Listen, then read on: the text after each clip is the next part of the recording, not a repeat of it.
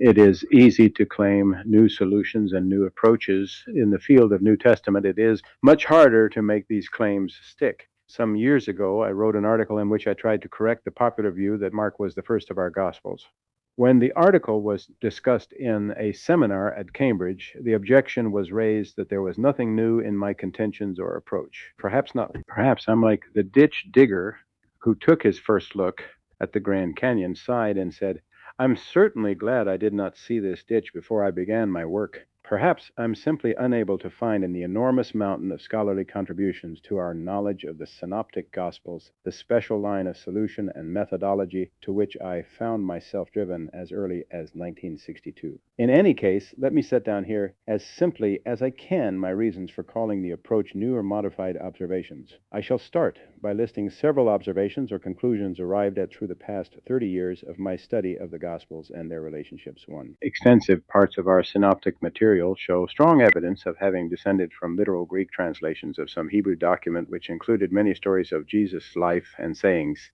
These have been beautifully preserved in much of Luke in particular, but also in parts of Matthew uninfluenced by Mark too. There is no evidence that the story and sayings units of our Gospels circulated independently before being written down in a continuous Greek story such as we have in each of our synoptic Gospels. Supposed evidence to the contrary is built on careful but much too limited observation of the ever-present factor of verbal disparity. 3. The line of interdependence between our synoptic works runs from Luke to Mark to Matthew. It is not true that Matthew and Luke equally depend upon Mark as a central source for. Matthew and Luke were unacquainted with the writings of each other, but both knew a source other than Mark, and this source included most of the Markan pericope as well as much other material. 5. Luke does not know the text of Mark, but Mark normally follows Luke in pericope order and just as normally changes more than 50% of Luke's wording. Luke uses two sources. The first is an anthologically rearranged document that is sometimes labeled Q, but which I call the anthology or reorganized scroll. It is best seen in the units Matthew and Luke show that are not parallel to Mark and in their unique sections. Someone condensed a number of the anthological stories into a short document which gave Luke his basic unit outline. Mark, who can detect in Luke, this chronologically arranged short text follows this Lucan source mostly.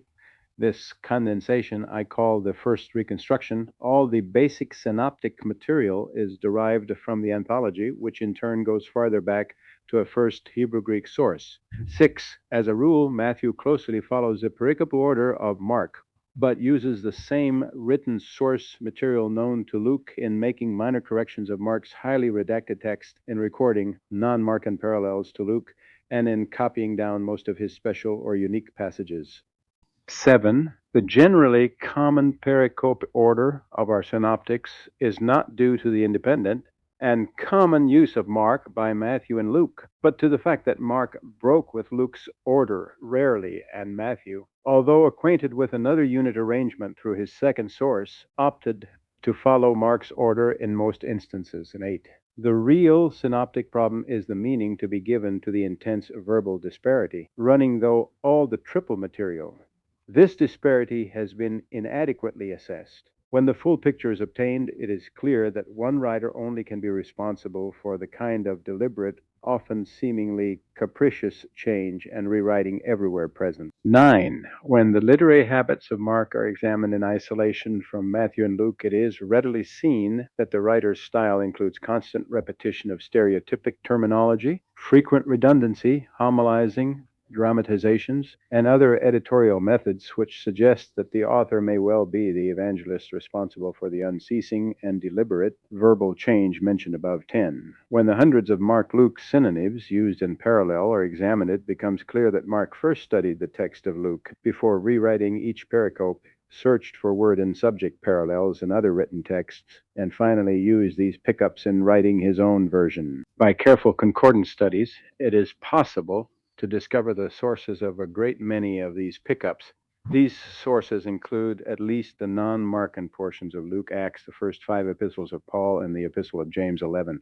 This source analysis is confirmed by the remarkable fact that much of the text of Luke can be translated word by word to idiomatic Hebrew, and that the same is true for the non-Markan portions of Matthew. From the standpoint of this Hebrew translation control, it is now clear why the whole text of Mark and most of the materials in Matthew parallel to Mark present much greater difficulties to the Hebrew translator than so many sections of Luke and Matthew.